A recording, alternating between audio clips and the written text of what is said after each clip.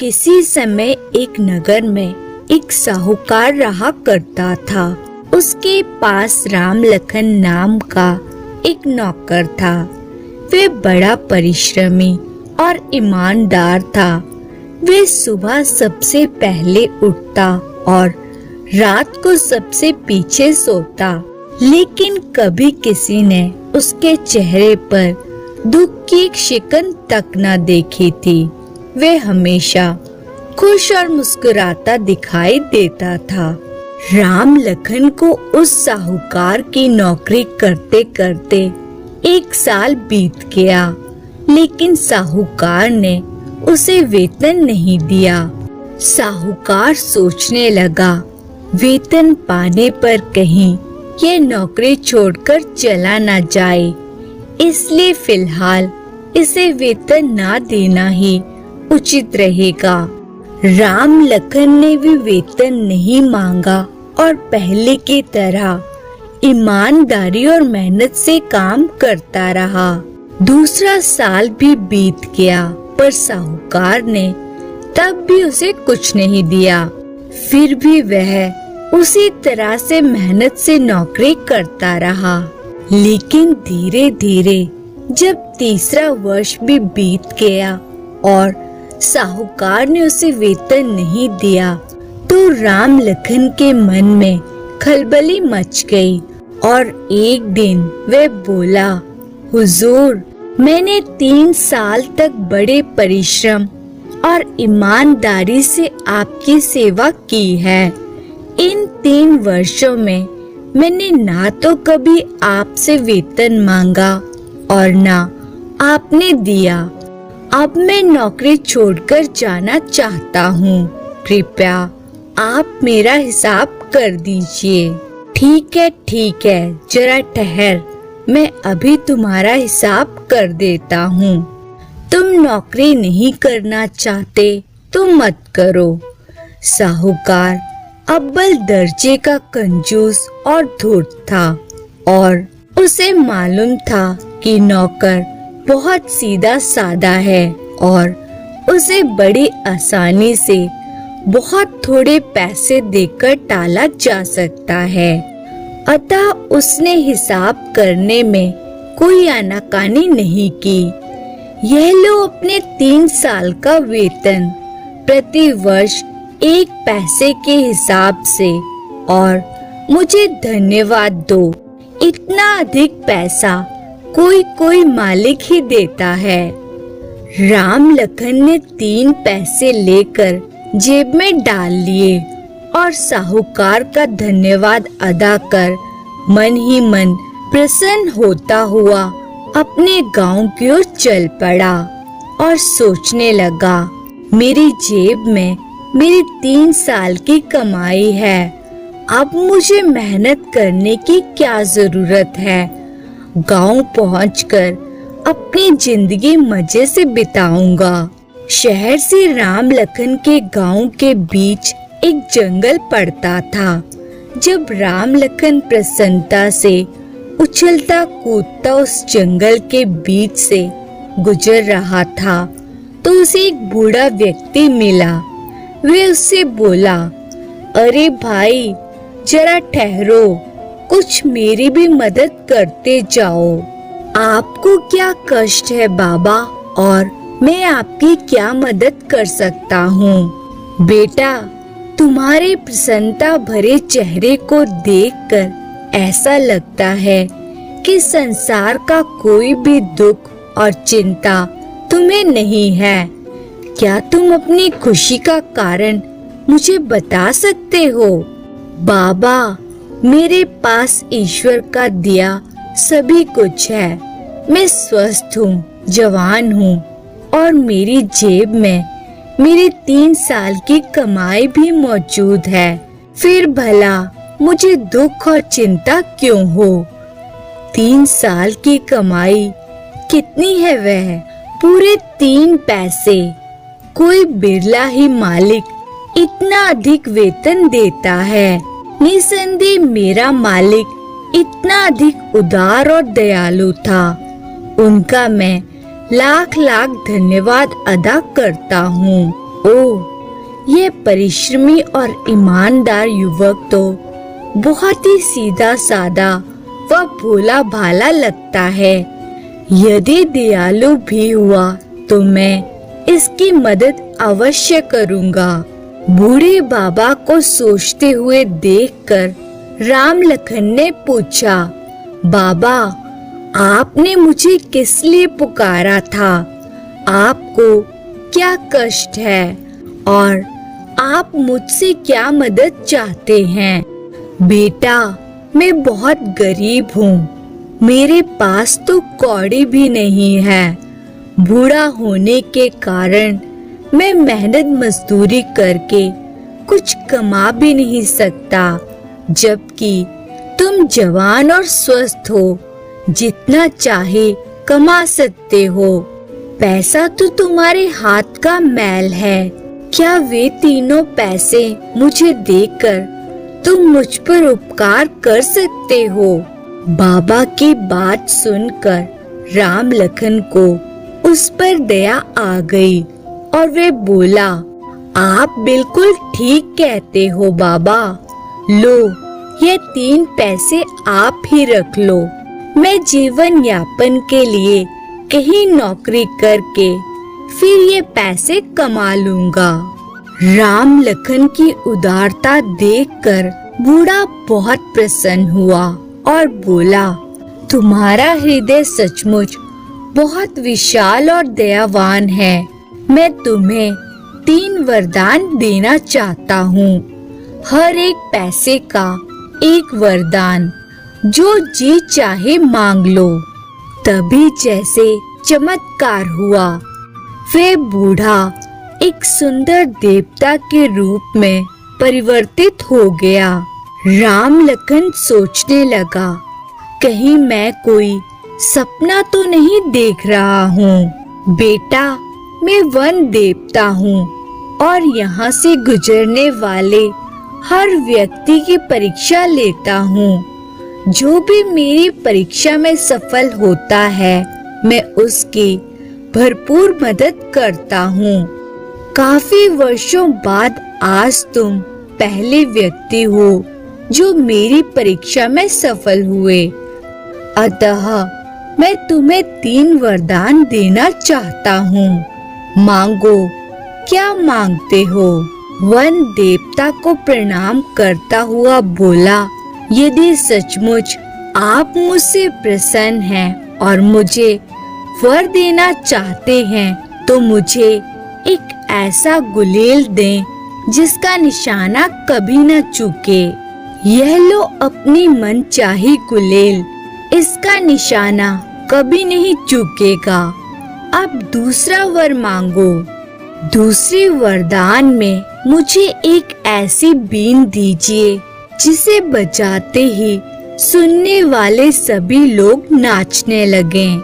यह लो बेटा, इस बीन की आवाज सुनने वाले तुरंत नाच उठेंगे और जितनी तेजी से बजाओगे उतनी तेजी से नाचेंगे।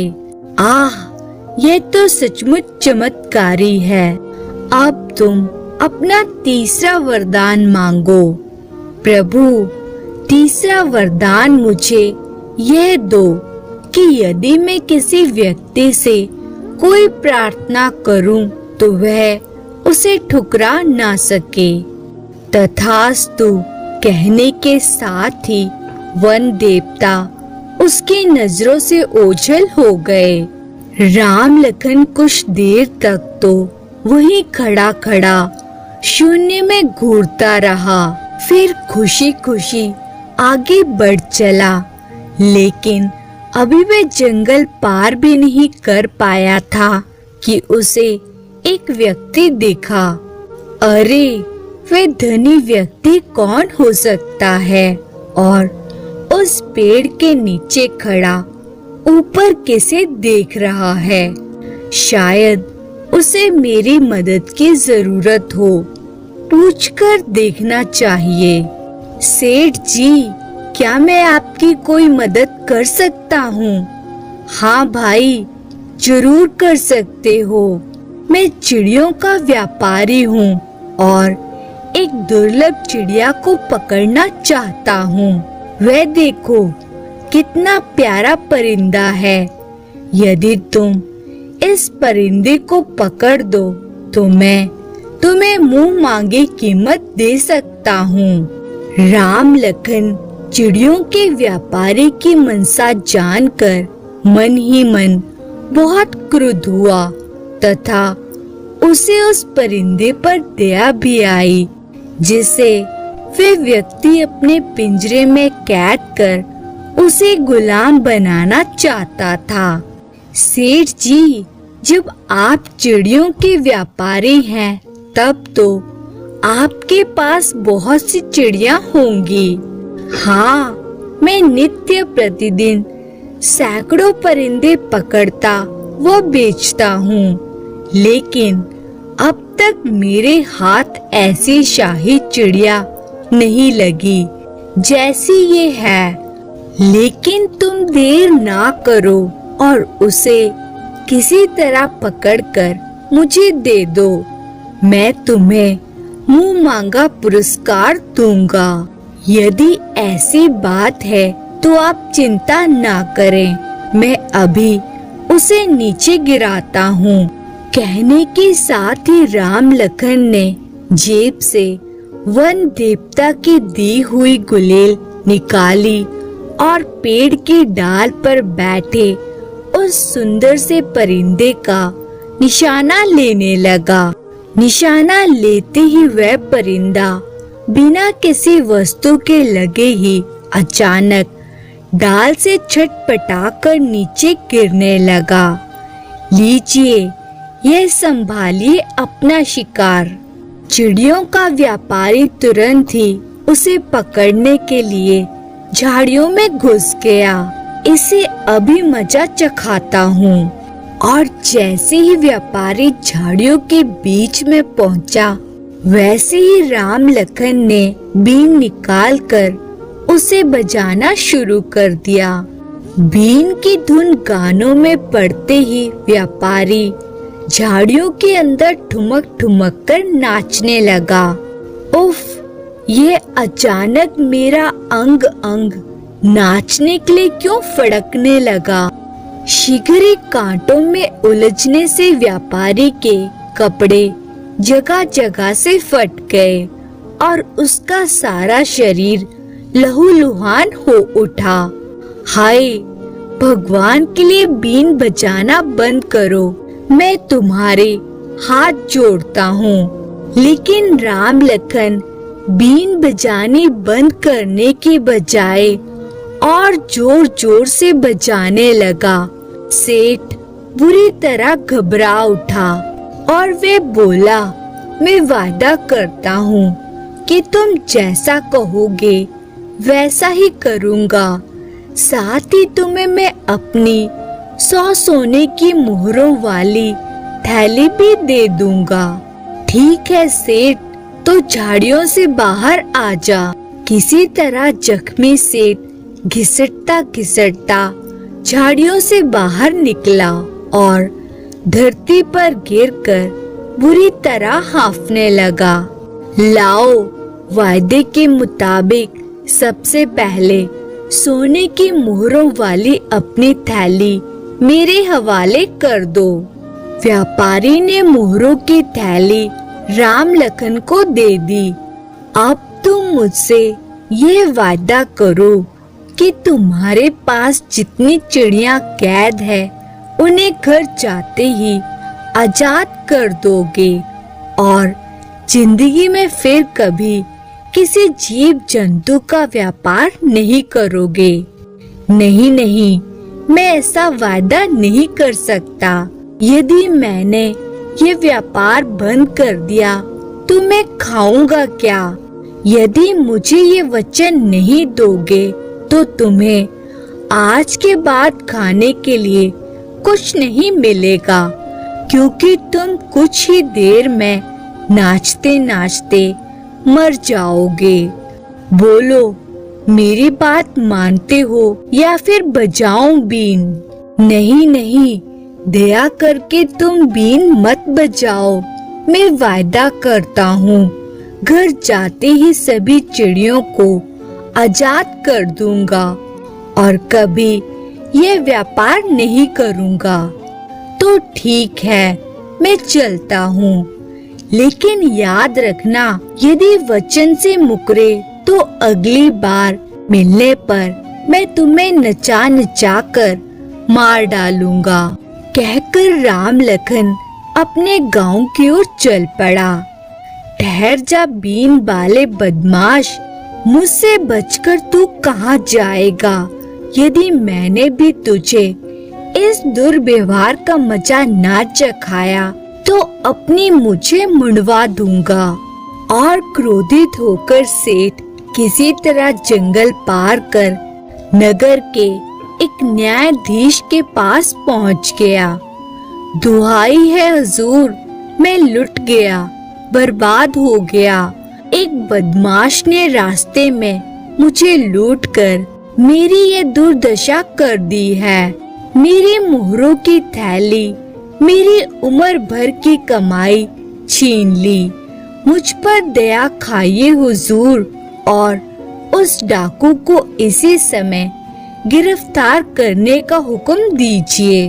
धैर्य रखो सेठ, मैं अभी उस बदमाश को पकड़ने का आदेश जारी करता हूँ। लेकिन पहले तुम उस बदमाश का नाम या हुलिया आदि बताओ। हुजूर, मैं उसका नाम और पता तो नहीं जानता हूँ।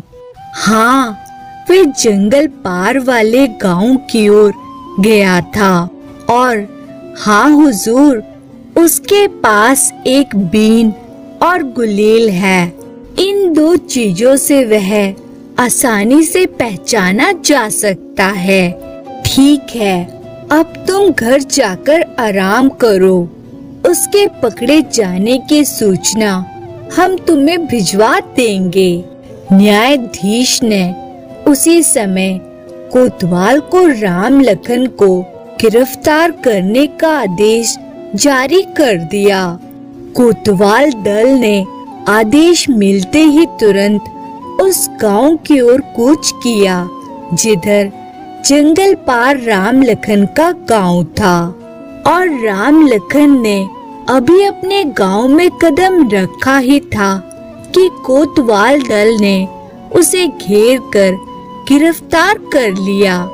लेकिन मेरा कसूर क्या है दरोगा जी? खामोश बदतमीज, अपना कसूर अदालत में चलकर पूछना। राम लखन को गिरफ्तार कर कोतवाल दल नगर की ओर चल पड़ा। शहर पहुंचकर उसे कचहरी में न्यायाधीश के सामने पेश किया गया। उस समय तक चिड़ियों का व्यापारी भी कचहरी में पहुंच चुका था। राम लखन को देखकर वे बोला, यही है वह डाकू हुजूर, इसकी तलाशी लीजिए। सिपाहियों, इसकी तलाशी लो। तलाशी लेने पर राम लखन की जेब से मोहरों वाली थैली मिल गई। हुजूर, इसकी तलाशी में ये थैली मिली है और इसमें पूरी 100 सोने की मोहरें हैं। हाँ हुजूर, यही है मेरी थैली। अब तो आपको विश्वास आ गया कि इसी ने मुझे लूटा था। क्यों रे बदमाश, तूने सेठ से मोहरों की थैली क्यों छीनी? जानता नहीं कि लूटपाट करने की हमारे देश में क्या सजा है? ये झूठ है हुजूर, मैंने ये थैली नहीं छीनी है। इन्होंने अपनी इच्छा से मुझे ये मोहरों की थैली भेंट की थी ताकि मैं बीन बजाना बंद कर दूं, क्योंकि ये बीन की आवाज को सह नहीं सकते थे। क्यों सेठ जी, क्या ये आदमी सच बोल रहा है? ये बिल्कुल झूठ बोल रहा है हुजूर। भला बीन की मधुर आवाज भी किसी को असहनीय लगती है? फिर अगर लगती भी है तो क्या वे व्यक्ति उसे बंद करने के लिए इतना सारा धन दे देगा? जरा सोचिए हुजूर। न्यायाधीश को सेठ की बात उचित लगी। फिर ये सोचकर कि चिड़ियों का व्यापारी अव्वल दर्जे का कंजूस है और एक कंजूस भला स्वयं क्या इतनी बड़ी रकम किसी साधारण से व्यक्ति को मुफ्त में दे सकता है, उसने राम लखन को ही दोषी ठहराते हुए अपना फैसला सुनाया। राम लखन को सजाए मौत का हुक्म दिया जाता है। आज से ठीक 3 दिन बाद इसे फांसी पर लटका दिया जाएगा। यह बेइंसाफी है हुजूर, अन्याय है। मैं बेगुनाह हूँ। राम लखन खूब रोया चिल्लाया, पर न्यायाधीश ने उसकी एक न सुनी और सिपाहियों ने उसे ले जाकर कारागार में डाल दिया। ठीक 3 दिन बाद राम लखन को सजा देने के लिए फांसी घर में ले जाया गया। उस समय सेठ भी वहां उसे अपनी आंखों के सामने फांसी चढ़ते देखने आया हुआ था और मन ही मन प्रसन्न हो रहा था। फांसी पर लटकाने से पहले न्यायाधीश ने राम लखन से पूछा, यदि मरने से पहले तुम्हारी कोई अंतिम इच्छा हो तो कह सकते हो। न्यायाधीश की बात सुनकर राम लखन बोला, हुजूर, मरने से पहले मुझे आखिरी बार थोड़ी देर के लिए अपनी बीन बजाने की आज्ञा दी जाए। राम लखन की बात सुनकर इससे पहले कि न्यायाधीश कुछ कहता, चिड़ियों का व्यापारी बोला, नहीं नहीं हुजूर, भगवान के लिए उसे बीन बजाने की आज्ञा ना दीजिए, वरना गजब हो जाएगा हुजूर। तुम खामोश रहो, मैं इसकी ये इच्छा कभी नहीं टालूंगा। फिर फांसी पर चढ़ने वाले हर व्यक्ति की अंतिम इच्छा पूरी करना कानून और न्याय का फर्ज है। सिपाही, तुम जाओ और इसकी बीन लाकर इसे दे दो। जो आज्ञा न्यायाधीश जी। कुछ ही देर में उस सिपाही ने राम लखन को वन देवता द्वारा दी गई चमत्कारी बीन लाकर दे दी। जैसे ही राम लखन ने बीन बजानी शुरू की, न्यायाधीश समेत वहां मौजूद सभी व्यक्ति नाचने लगे। धीरे धीरे राम लखन ने बीन की धुन तेज कर दी और जल्लाद समेत सभी बंदरों के समान बुरी तरह उछलने कूदने लगे। आखिर जब न्यायाधीश उछलते कूदते और नाचते थक गया तो वह बोला, ईश्वर के लिए बीन बजाना बंद कर दो। मैं तुम्हें प्राण दान देता हूँ और वचन देता हूँ कि तुम्हारे साथ पूरा इंसाफ किया जाएगा। राम लखन ने तुरंत ही बीन बजानी बंद कर दी और सेठ से बोला, अब बता सेठ, मैंने तुमसे थैली छीनी थी या तुमने स्वेच्छा से मुझे दी थी? मुझे माफ कर दो बेटा, मैंने झूठ कहा था। मैंने स्वेच्छा से तुम्हें वे धन दिया था और चिड़ियों को भी छोड़ने का वचन दिया था। सेठ की बात सुनते ही न्यायाधीश क्रोध से चीख उठा, सिपाहियों, इस मक्कार सेठ को तुरंत बंदी गृह में डाल दो। हाँ हुजूर, मुझे कैद खाने में डलवा दीजिए। मुझे मेरे झूठ की सजा मिलनी ही चाहिए। हुजूर, इसके साथ ही मेरी आपसे यह भी प्रार्थना है कि मेरे घर में जितनी चिड़िया पिंजरे में कैद है, उन्हें भी आज ही आजाद कर दिया जाए। ठीक है, तुम्हारी ये इच्छा भी पूरी कर दी जाएगी। सिपाहियों ने उसी समय सेठ को जेल में डाल दिया और उसके घर में पिंजरों में बंद सभी चिड़ियों को आजाद कर दिया। यह देखकर राम लखन की प्रसन्नता की कोई सीमा ना रही। वह उड़ती हुई चिड़ियों को देखकर बहुत प्रसन्न हुआ और उछलता कूदता अपने गांव की ओर चल दिया। अगर कहानी आप लोग को अच्छा लगा हो, लाइक सब्सक्राइब जरूर करें, साथ में कमेंट भी करें।